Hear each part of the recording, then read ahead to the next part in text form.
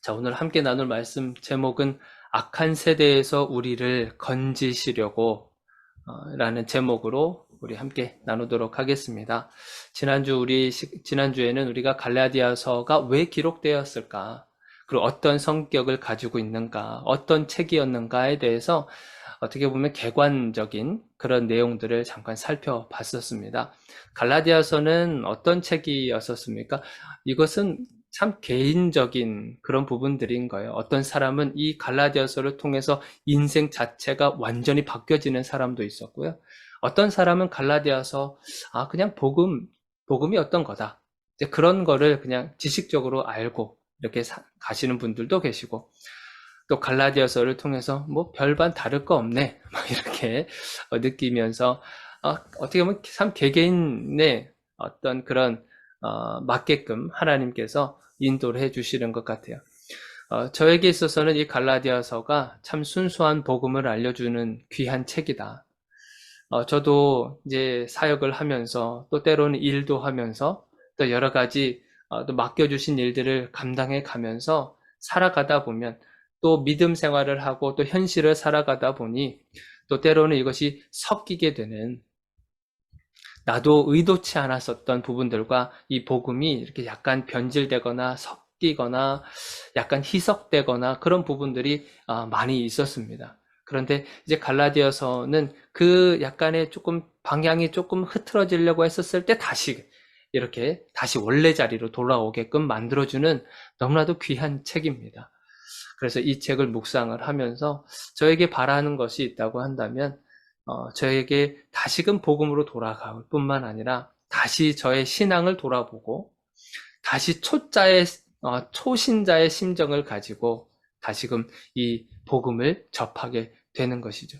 그래서 다시 한번에 이 갈라디아서를 통해서 여러분들은 또 어떻게, 또 내적인 갈등들도 있을 것이고 또한 질문들도 수없이 나타날 수도 있을 것입니다. 이 현실을 살아가는 가운데 속에서 그럼 우리는 어떻게 살아가면 되나? 라고 하는 그 질문들이 계속 생겨날 수 있을 거예요. 자, 갈라디아서. 그러면서 이 사도 바울이 갈라디아서를 썼을 때 기분이 어땠다 그랬습니까? 너무 화가 나고 분노가 가득 찬 상태였었다고 그랬어요. 이 사도 바울이 전한 복음, 그 십자가의 그 순수한 복음이잖아요. 예수 그리스도를 통해서 예수 그리스도를 믿음으로 말미암아 구원받을 수 있다라고 하는 정말 원초적인 복음, 그 복음을 갈라디아 지방의 여러 곳을 순회하면서 가르치고, 그리고 그곳에서 교회도 개척하고 했었단 말이죠. 그리고 리더십도 세울 뿐만 아니라 많은 성도들이 그 가르침에 따라오기도 하면서 신앙이 조금씩 성장하고 있는 가운데에 좋지 않은 소식을 듣게 된 거잖아요. 순수한 복음이 아니라 그 복음에 무언가 하나 더하는, 모세의 율법을 통해서 모세의 법대로 할례를 받지 않으면 너희들이 구원받지 못한다라고 하는 그런 잘못된 복음, 사실 복음이 아니죠. 잘못된 가르침이 이들 안에 들어오게 된 겁니다. 더더군다나 화가 나게 만든 건 뭐냐면 사도 바울에 대한 것이었어요. 사도 바울은요, 실제적으로 사도가 아닙니다. 그가 이런 이야기들을 하고 하지만 절대 그것은요, 우리 전통과 율법에 따르면 그것은 절대 말도 안 되는 것입니다. 그러니 그 자칭 사도라고 말했던 그 바울, 그 선생의 말을 들을 필요가 없습니다. 이러면서 혼란을 찾아오게 된 거였었어요.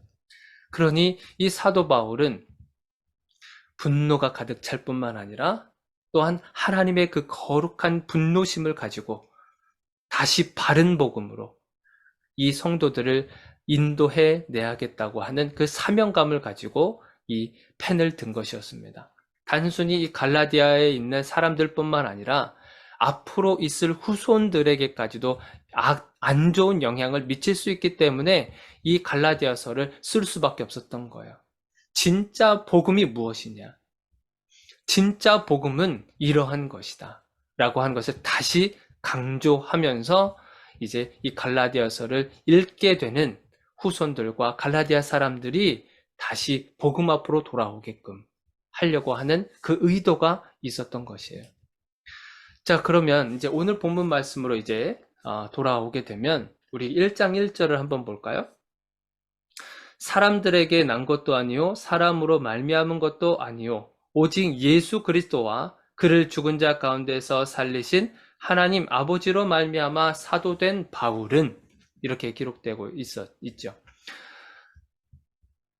자, 사도 바울에 대해서 자기가 지금 자기 자신을 소개를 할 때 장황하게 긴 문장을 해서 마지막에 사도된 바울이라고 이제 기록을 해요. 왜 이렇게 자기 자신을 사도라고 하는 것에 집중하면서 이렇게 강조를 했을까요? 우리가 사도 바울이 기록한 서신서들 중에서 보면은요, 이 사도라는 단어를 사용하는 서신서가 있고요, 사도라는 단어를 굳이 사용하지 않은 그런 서신서가 있습니다. 사도라는 단어를 사용하지 않은 곳은요, 어떤 거냐면 사도권에 대해서 바울이 사도입니다. 당연히 사도지요. 이렇게 인정하고 있는 그 교회들에게 쓴 편지는 굳이 사도라는 말을 굳이 안 씁니다.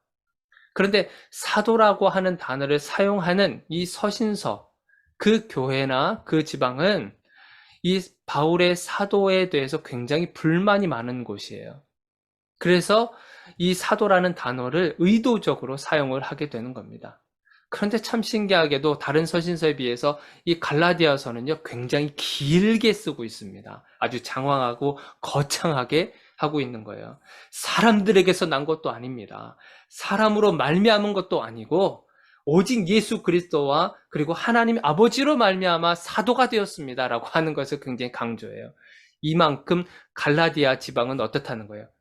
이 사도권에 대해서 굉장히 더 말이 많은 곳인 거예요. 시끄러운 곳인 거예요. 그래서 더 강조한 겁니다. 이 사도 바울이 의도적으로 더 강조한 거예요. 그러면요, 왜 이 사도 바울이 이 사도에 대해서 이렇게 강조한 이유가 무엇이겠습니까? 단순히 자존심 상해서 나 사도인데 사도라고 인정해주지 않는 저들을 향해서 자존심 상해서 이렇게 사도라는 것을 강조했을까요? 그것이 아닙니다. 그것이 아니라 진짜 사도이기 때문에 그런 거예요. 아주 원론적으로 말하면 진짜 사도이기 때문에 자기가 사도라는 것을 강조하는 겁니다. 그리고 자기가 사도일 뿐만 아니라 사도로서 행해야 되는 것, 우리가 나중에 좀 살펴보겠지만 사도로서 자신이 순수한 복음을 전하는 데 있어서 만약에 자기가 거짓 사도라고 판명이 되면 본인이 전한 그 순수한 복음 자체도 변질이 되는 거예요. 자기가 진짜 사도였고 그 사도로서 행해야 되는 행해야 되는 역할 중에 하나님의 그 복음을 전하는 것인데, 그 순수한 복음을 전하는 것인데, 만약에 자기가 사도가 아니라고 한다면 본인이 전한 그 복음이 완전히 가짜가 되는 거예요. 그 가짜가 될 뿐만 아니라 예수 그리스도, 하나님의 그 순수한 복음 자체도 완전히 흐릿하게 만들어버리는 거예요. 그러니 이 사도 바울은요, 자기가 사도라고 하는 것이 진짜 사도이고 그 사도에 대해서 정말 강력하게 강조하고 있는 이유가 바로 그것입니다. 자기가 자존심 상해서가 아니라 자신이 전한 그 복음이 위험에 빠질 수 있기 때문에 그런 거예요. 자신이 전한 그 복음을 정말 강조하고 하기 위해서 자신이 사도라고 하는 것을 더더욱더 강조하고 있는 거예요. 자, 그러면요. 자, 여러분들 진짜 이 사도 바울이 자기가 말한 대로 진짜 사도이냐라는 거예요. 우리가 사도 바울이기 때문에 그냥 당연히 사도 바울이라고 우리가 습관적으로 이야기를 할 수 있죠. 그런데 진짜 사도가 맞는지 거짓 사도인지 어떻게 알 수 있겠어요? 그 사도가 이 사도라고 하는 명칭은 여러분들 어떤 거냐면 하나님의 뜻을 전하기 위해서 보냄을 받은 자예요. 하나님의 약속이 무엇입니까? 하나님의 뜻이 어떤 겁니까? 그런 것을 전하기 위해서 보냄을 받은 자가 바로 사도라고 하는 거예요. 그런데 이 사도가 될 수 있는 그 조건이 있습니다. 사도가 될 수 있는 조건이 세 가지가 존재를 하는데, 예전에도 제가 한번 설교할 때 말씀을 드렸던 것 같아요. 사도가 될 수 있는 조건이요, 세 가지가 있습니다. 그것을 우리가 사도행전 1장에 보면, 사도행전 1장 혹시 여러분들 펴실 수 있으면 한번 펴보시겠어요? 사도행전 1장 12절부터 26절까지 어떤 내용이 나오냐면, 예수님의 제자가 12명이었었죠. 12명 가운데서 가룟 유다가 예수님을 배반하게 됩니다. 그래서 11명의 제자가 있게 되죠. 그 비어있는 자리, 가룟 유다 대신해서 한 명의 사람을 더 채우려고 하는데, 그 과정들을 기록하고 있는 것이 사도행전 1장 12절부터 26절까지 기록되어 있습니다. 자, 그러면서 우리와 같은 제자, 그리고 우리와 같은 사도가 되기 위해서는 반드시 이러한 것이 있어야 됩니다. 라고 제안을 하게 됩니다. 그 부분이 뭐냐면 21절, 사도행전 1장 21절부터 22절까지 나와 있습니다. 자, 이러함으로 요한의 세례로부터 우리 가운데서 올려져 가신 날까지, 그러니까 세례로부터, 요한의 세례로, 그러니까 지상 사역을 시작하는 그 시점부터 해서 예수님이 올려가신 날까지, 부활하시는 그 순간까지 우리와 함께 하고 있는 사람들이, 그러니까 예수께서 우리와 함께 우리 가운데 출입하실 때에, 그리고 22절도 한번 보세요. 항상 우리와 함께 다니던 사람 중에 하나를 세워 우리와 더불어 예수께서 부활하심을 증언할 사람이 되어야 하리라. 그러니까 사도가 될 만한 그 조건들을 지금 이렇게 기록하고 있는 겁니다. 자, 세 가지가 있는데, 그 중에 한 가지가 뭐냐면 지상 사역을 함께 했었던 사람. 그러니까 예수님께서 제자들을 부르시고 또한 그들을 가르치시고 하셨던 부분들이 있잖아요. 그 가르침을 받은 사람인 거예요. 예수님으로부터 직접 가르침을 받은 사람. 자, 그 사람이 사도가 될 수 있는 조건 중에 하나가 되고요. 자, 두 번째는 뭐냐면 예수님의 부활 사건을 직접 경험한 사람인 거예요. 예수님께서 부활하셨던 것을 직접 경험한 사람. 그 사람이 사도가 될 수 있다고 하는 거예요. 마지막 세 번째는 뭐냐면 예수님으로부터 직접 파송을 받아야 하는 거예요. 예수님으로부터 직접 파송을 받아야 되는 겁니다. 그 복음 사역을 위해서 파송을 받은 사람. 이 세 가지 조건이 충족이 되어야 사도가 될 수 있다고 하는 거예요. 근데 여러분들 한번 보세요. 사도 바울이 이 충족에 맞습니까? 그러니까 예수님은 이제 돌아가셨잖아요. 근데 이제 사도 바울은 그 후에 이제 활동을 하게 된 건데, 그러면 지금 이 사도로서의 어떤 조건에 충족되는 사람은 아니란 말이죠. 자, 그렇다고 하면 왜 자신을 사도라고 지칭을 했는가라고 하는 거예요. 자, 그것이 우리가 사도행전 9장에 한번 보시면, 이것도 한번 펴실 수 있으신 분들 한번 펴세요.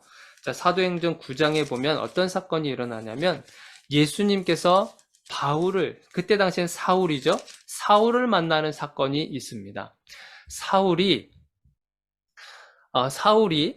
그때 당시 예수 그리스도를 믿고, 그리고 예수를 따르는 사람들을 핍박하고 감옥에 가두고 그리고 죽이고 하는 그런 상황들 속에서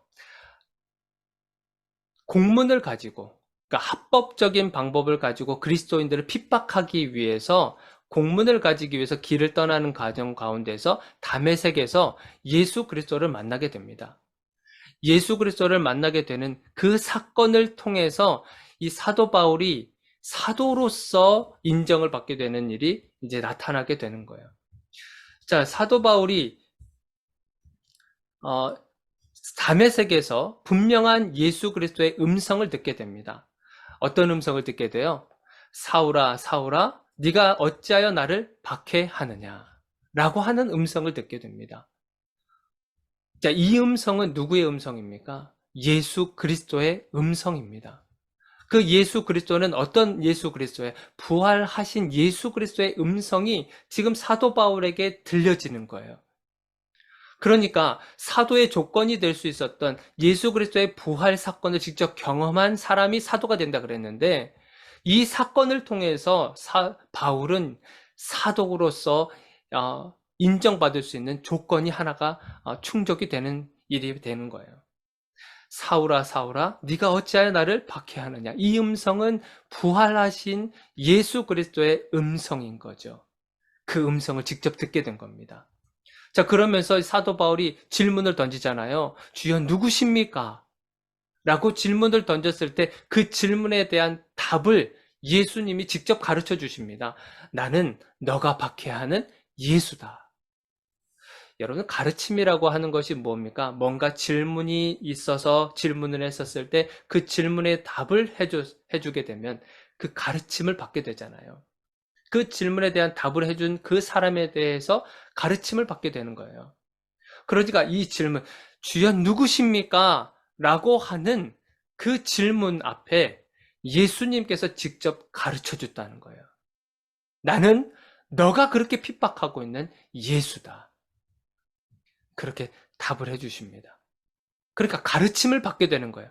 예수님, 부활하신 예수 그리스도의 그 가르침을 받고 있는 거예요. 자, 두 번째 조건에서 충족됐죠? 마지막 세 번째는 뭐였었습니까? 예수님으로부터 직접 파송을 받아야 된다 그랬습니다. 파송을 받아야 된다가 그것이 세 번째 조건이었어요. 그래서 이 사도 바울이 이때 사울이 눈이 하나도 안 보이잖아요. 그랬었을 때 하나님께서 아나니아라고 하는 사람을 통해서 말씀을 하십니다. 너가 직가라고 하는 곳에 가게 되면 사울을 만나게 될 것이다. 그는 뭐라고 하셨냐면 예수님이 이 사람은 내 이름을 이방인과 임금들과 이스라엘 자손들에게 전하기 위하여 택한 나의 그릇이다 라고 이야기하십니다. 그러니까 이방인들을 복음화하기 위해서 파송을 받게 되는 사람이다라고 이야기하시는 거예요. 그러니까 사도 바울은요, 사도가 될 수 있는 조건이 충분하게 여겨지게 된 겁니다. 이방인들을 위해서 내가 따로 세워둔 그 사람이다. 사울이. 그러니 너가 가서 이것을 전해라. 라고 이야기하십니다. 여러분 어떠세요? 사도 바울은 사도로서 인정받을 만한 그 자격이 충분한 사람입니까? 충분한 사람입니다. 충분한 사람이에요. 그래서 이 진짜인 이 사도 바울이 자기 자신에 대해서 그 사도권에 대해서 그렇게 말이 많고 거짓 교사들이 그렇게 사람들한테 떠벌리고 돌아다니는 그 상황 속에서 이 갈라디아에서 1장 1절에 우리가 방금 읽었잖아요. 갈라디아서 1장 1절에 그 장황한 설명을 하게 된 겁니다. 나는 사람으로부터 난 것이 아니고 사람들에게서 난 것도 아니다. 이러한 장황한 자신의 그 소개를 할 수밖에 없었던 거예요. 자, 그러면서 사실 조금 이 갈라디아서 1장 1절을 보면 우리가 그런 걸 할 수 있죠. 사람들에게서 난 것도 아니고 사람으로 말미암은 것도 아니다. 이것은 어떻게 보면 다른 사도들, 그러니까 자기 자신을 제외한 다른 11사도들을 보면 그들은 어떤 제도권 안에서 만들어진 사도들이라고 하는 것이었어요. 자기네들이 어떤 사도가 되기 위해서 이런 조건들을 만들어서 그렇게 세워진 그런 사도들과 다르게 자기 자신은 예수님으로부터 직접 음성을 들었을 뿐만 아니라 예수님으로부터 직접 이렇게 파송을 받게 된 어떤 사람들이 만들어 놓은 그런 조건들에 의해서 세워진 사도가 아니다라고 하는 것을 다시 한번 또 이야기를 하고 있는 거예요. 자, 그러면서 이 바울이 원래는 사울이었지 않습니까? 사울이 헬라식 이름인 바울로 바뀌어져서 이제 사도로서 활동을 하게 되는 것이죠. 하나님은 어떤 제도권 안에서 하나님이 만들어 놓으신, 그리고 사람들이 어떤 정리를 해서 만들어 놓으신 제도권 안에서도 활동을 하시고 역사를 하시지만 그것만이 전부가 아니다라고 하는 것을 이야기를 해주시기도 합니다. 그래서 이 사도 바울은요, 여러분들이 아시겠지만 신약이 27권으로 쓰여졌잖아요. 그 중에서 13권을 이 사도 바울이 쓰게 된 겁니다. 엄청난 역사를 또 기록하게 된 거죠. 우리 믿음의 여정 속에서. 후손들이 이 책을 읽으면, 바울 서신의 책을 읽으면 그렇게 명확하고 간결하면서도 확실한 복음을 이 사도 바울이 쓴 책을 통해서 알게 된 거예요. 그래서 얼마나 큰 영향력을 끼치게 됩니까? 물론 제도권 안에서, 그 안에서도 하나님 질서를 잡아가시면서 역사를 펼쳐가지만 꼭 그것만이 정답이 아닐 뿐만 아니라 하나님이 특별하게 세워둔 그 하나님의 계획 속 안에서 더 큰 영향력을 끼칠 수 있다라고 하는 것을 우리 이 말씀을 통해서 알게 되는 거예요. 자, 진짜 사도가 자기 자신은 나는 진짜 사도야 라고 하면서 그 사도 바울이 지금 이 갈라디아 지방의 교회 성도들을 안심하고 안심시키고 있는 장면이 그 다음부터 이어집니다. 우리 2절 한번 보세요. 2절과 3절. 함께 있는 모든 형제와 더불어 갈라디아 여러 교회들에게 우리 하나님 아버지와 주 예수 그리스도로부터 은혜와 평강이 있기를 원하노라. 이렇게 안심을 시키고 있는 장면을 보게 돼요. 다른 복음 때문에 사도 바울이 전한 순수한 복음이 있었잖아요. 그 순수한 복음을 받아들이고 있었을 때는 기쁨이 있고요, 자유가 있고 행복함이 있었고 그 평강이 있었단 말이죠. 그런데 사도 바울이 전한 그 복음 외에 다른 거짓된 복음, 잘못된 것을 받아들임으로 인해서 지금 적지 않게 혼란함이 가득한 이 성도들을 향해서 이 사도 바울이 다시 그 은혜와 평강을 전하고 있는 겁니다. 이때 사용한 단어가 보니까 형제라고 돼 있죠. 이 형제는요, 그냥 친한 사이를 말해서 그냥 형제로 얘기한 게 아닙니다. 그냥 단순히 친분이 있어서 형제로서 부른 게 아니라 사도 바울은 서신서에 형제라고 하는 단어를 쓸 때는요, 이것은 예수 그리스도의 피와 살을 나눈 특별한 관계였을 때에만 이 형제라고 하는 단어를 쓰는 거예요. 갓 세워진 교회입니다. 예수 그리스도의 그 십자가의 복음을 받아들이고 갓 세워진 교회, 그리고 갓 이제 신앙생활을 하게 된 이 성도들, 이들을 향해서 당신들과 나는 예수 그리스도의 피와 살을 나눈 관계입니다. 그래서 형제라고 부르는 겁니다. 이렇게 이야기를 할 정도로 이 갈라디아 지방에 있는 이 성도들을 향해서 정말 사랑하는 마음이 가득 담겨져 있다고 하는 것을 알 수 있어요. 그런데 이 성도들이 지금 혼란에 빠져 있잖아요. 사도 바울이 전한 그 순수한 복음으로 인하여서 그들의 마음의 평강과 은혜가 가득 찼는데, 그런데 그것이 한순간에 무너져 버린 것을 보게 됩니다. 다른 것을 듣고 모세의 율법으로만 너희들이 구원받을 수 있다고 하는, 바리새인들처럼 율법을 철저하게 지켜야만 당신들이 구원받을 수 있다고 하는 그런 다른 복음을 받아들임으로 인해서 그들이 그동안에 누리고 있었던 은혜와 평강이 완전히 무너진 거예요.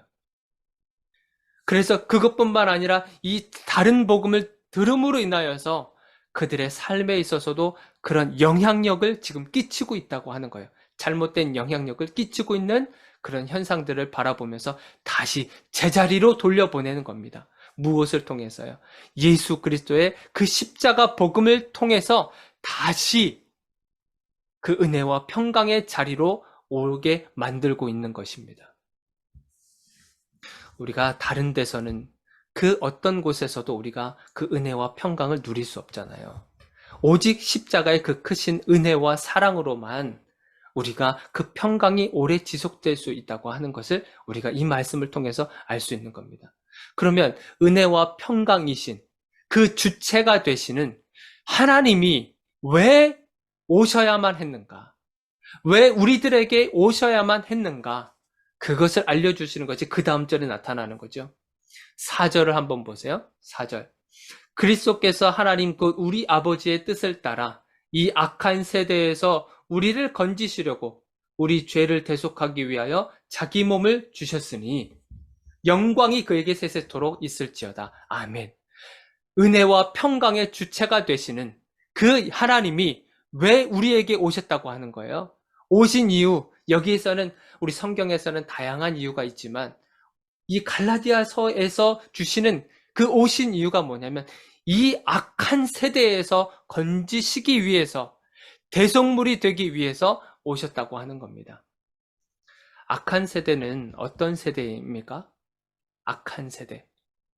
이 악한 세대는 죄로 인해서 만들어진 결과물들로 가득한 세대를 말합니다.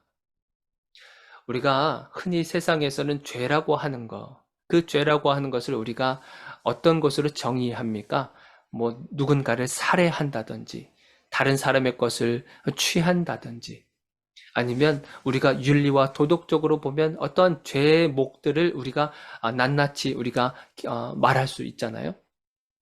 그런데 성경에서 말하는 죄는 이거와 다릅니다. 성경에서 말하는 죄는 우리가 잘 알듯이 어떤 거예요? 하나님과 멀어져 있는 그 상태를 죄라고 우리가 불러요. 하나님과 우리는 원래 같이 있었고요. 같이 있는 상황 속에서는요, 어떤 마음을 가지고 있는지, 그리고 어떤 생각을 하고 있는지, 이런 것이 소통이 잘 이루어졌었습니다. 하나님과 인간 사이에. 그런데 이 죄라는 것이 들어옴으로 인해서 이 관계가 멀어지고 사이가 멀어져 버리게 됐었죠. 우리가 아담과 하와의 이 에덴 동산에서 있었던 선악과 사건을 통해서 우리가 알 수 있잖아요. 하나님과 인간 사이가 멀어져 버린 이 상태를 우리는 성경에서는 죄라고 부릅니다. 그 멀어져 있는 그 상태, 그 죄로 말미암아 얻어진 결과물들이 무엇이냐면 살인하는 거, 다른 사람의 물건을 취하는 거, 윤리적인 죄, 어떤 도덕적인 죄들, 이런 죄악된 그런 행동들, 이러한 것이 나타나게 된 겁니다. 근본적으로 죄라고 하는 것, 성경에서 말하는 것은 이 멀어져 있는 상태를 말하고 있다는 것이죠. 그래서 이 멀어져 있는 이 상태 속에서 우리가 다시 하나님으로 갈 수 있는 방법이 있습니까? 없습니까? 없어요.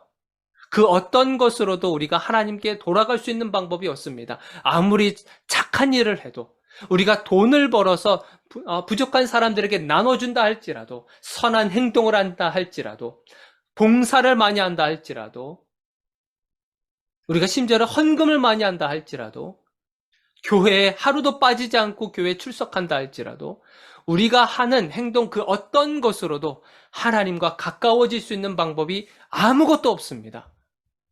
만약에 그 방법이 하나라도 존재한다면 하나님께서 예수 그리스도의 몸, 인간의 몸을 통해서 이 땅에 내려오실 필요가 없는 거죠. 그리고 십자가에서 달려 죽으실 필요가 없는 거예요. 우리 인간이 어떠한 행동을 통해서 하나님께로 갈 수 있고 구원받을 수 있다고 하는 것이 있다고 한다면 예수 그리스도의 십자가의 죽음은 너무나도 허무한 것이 된 겁니다. 허무한 사건으로 그냥 끝나버리게 되는 것이죠. 그냥 이런 사람이 있었대. 그 십자가에서 죽었더라고. 아유, 뭐 그렇게까지 해. 채찍도 맞았다 그러던데. 뭐 그렇게 고통을 받아서 그렇게 십자가에서 뭐하러 죽어? 그냥 하나의 사건으로밖에 우리가 기억되는 걸로 끝나게 되는 거예요. 그런데 사람의 그 어떠한 것으로도 하나님께 갈 수 있는 방법이 아무것도 없기 때문에 하나님이 우리에게 오셔야 되는 거예요. 하나님이 인간의 몸이 되셔서 제한되셔서 스스로 제한이 되고 스스로 제한된 공간 안에 이곳에 오셔서 우리들에게 오실 수밖에 없었던 겁니다. 오직 유일한 길이 그것밖에 없기 때문에 그래요. 그래서 요한복음 14장 6절에 그런 말씀이 있잖아요. 예수께서 이르시되 내가 곧 길이요 진리요 생명이니 나로 말미암지 않고는 아버지께로 올 자가 없느니라. 예수 그리스도를 통해서만 하나님께로 갈 수 있는 유일한 길을 만드신 거예요. 그래서 예수 그리스도가 우리에게 오셔야만 하고요. 예수 그리스도께서 우리 대신해서 죽으셔야만 되고 예수 그리스도께서 우리 대신에 십자가에서 죽으셔야 되는 거예요. 왜요? 값을 지불하고 죄의 값을 지불하고 우리를 살리시기 위해서라고 하는 겁니다. 그게 십자가 복음이에요. 그게 유일한 방법인 거죠. 그게 오직 하나님께로밖에 우리가 갈 수 있는 딱 한 가지 길이 바로 그거밖에 없는 겁니다. 하나님께서 예수님으로 이 땅에 오지 않으면 우리는 영원히 지옥에 갈 수밖에 없습니다. 아무리 노력해 보세요. 아무리 선한 일을 많이 해보세요. 착한 사람으로 살아보세요. 사람들에게 인정받고 착한 사람입니다. 어떻게 저렇게 착할 수 있습니까? 아무리 그렇게 인정을 받는다고 해보세요. 하나님께로 갈 수 없습니다. 오직 한 가지밖에 길밖에 없는 것을 우리에게 알려주시는 겁니다. 그게 순수한 복음인 거예요. 그게 순수한 정말 십자가의 복음인 거죠. 말씀을 정리하려고 합니다. 사도 바울은요, 진짜 사도로서 이 복음을 전했어요. 오직 예수 그리스도만, 그분을 통해서만 구원받을 수 있습니다. 라고 하는 것을 전했어요. 오직 예수 그리스도의 그 십자가 외에는 우리가 다른 복음은 없습니다. 그런데 만약에 이 거짓 교사들이 말한 것처럼 그 십자가 외에 다른 것이 있다고 한다면 예수님은 십자가에 죽으실 필요가 절대 없는 겁니다. 절대 없는 거예요. 그런데 우리가 어떤 죄의 결과로 말미암아 세워진 여러 가지 그 결과물들로 세워진 악한 세대들 속에서 우리가 함께 살아가는 동안에 우리가 그 속에서 살 수밖에 없잖아요, 지금. 그 속에서 살아가는 동안에 십자가의 그 복음이 점점점 힘을 잃어가고 있는 거예요. 아니죠. 십자가의 복음이 힘을 잃어가는 것이 아니라 사실 힘을 잃게 만들고 있는 거죠. 우리가 이 악한 세대 속에서 살아가고 있는 동안에 십자가의 복음의 그 능력이 점점 힘을 잃게 만들고 있는 겁니다. 우리들을 통해서 지식이 앞서는 세대가 되었습니다. 지식이 더 이 신앙보다도 믿음보다도 더 앞서는 세대가 됐어요. 이것을 우리가 부인하지 못합니다. 과학과 물질이 더 앞서는 세대가 되어버리고 말았어요. 이것을 우리가 부인하지 않습니다. 그리고 이러한 세대가 이렇게 변화되어져 가고 있는 이 세대를 우리가 사실 무시하지도 않습니다. 그럴 수밖에 없고요. 그러다 보니 십자가의 그 순수한 복음이 희석되어져 버리고 말았습니다. 근데 우리는 다시 이 복음 앞에 섰습니다. 저와 여러분들이요, 이 복음이 희석되어져 가고 있는 이 현실의 시대 앞에서 다시 순수한 복음 앞에 우리가 서 있습니다. 여러분들, 이 복음, 여러분들 어떻게 받아들이고 앞으로도 살아가시겠습니까? 단시 우리 순수한 복음 앞으로 돌아가시길 바랍니다. 우리가 현실을 살아가면서 우리가 열심히 싸워가잖아요. 싸워가는 가운데서도 우리가 때로는 변질되는 그런 모습 속에 살아갈 수도 있어요. 그것을 하나님이 뭐라 그러시는 것이 아닙니다. 다시 순수한 복음 앞으로, 다시 십자가의 복음 앞으로 다시 돌아오기를 하나님이 원하고 계시는 거예요. 여러분들이 열심히 싸우고 있습니다. 열심히 현실과 싸우고 그리고 살아가고 있어요. 그거 하나님도 아십니다. 그런데 이때 왜 우리들에게 하필 이 갈라디아서를 다시 묵상하게 하셨는가? 너희들이 열심히 살아가고 있는 거 알고 있다. 열심히 버텨가고 있고 그리고 참고 견디면서 살아가고 있는 거 알고 있다. 그렇지만 다시 한번 십자가의 복음 앞으로 다시 돌아오거라. 그래서 다시 재충전해라. 그 십자가의 복음으로 재충전해라. 그래서 우리들에게 갈라디아서 말씀을 주신 줄로 믿습니다. 이번 한 주간 여러분들 다시금 그 십자가의 복음을 묵상하시면서 이 한 주간을 또 견뎌내며 승리하며 살아가시기를 주님의 이름으로 축원드립니다. 우리 기도하겠습니다.